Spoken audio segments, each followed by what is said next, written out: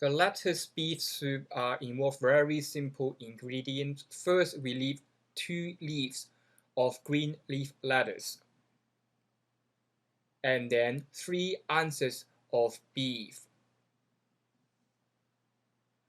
1 piece of ginger, 2 bouillon cubes. First, we will heat our pot. Add 1 tablespoon of oil, and then we will add a piece of ginger to release the flavor. We'll add 1/4 teaspoon of salt.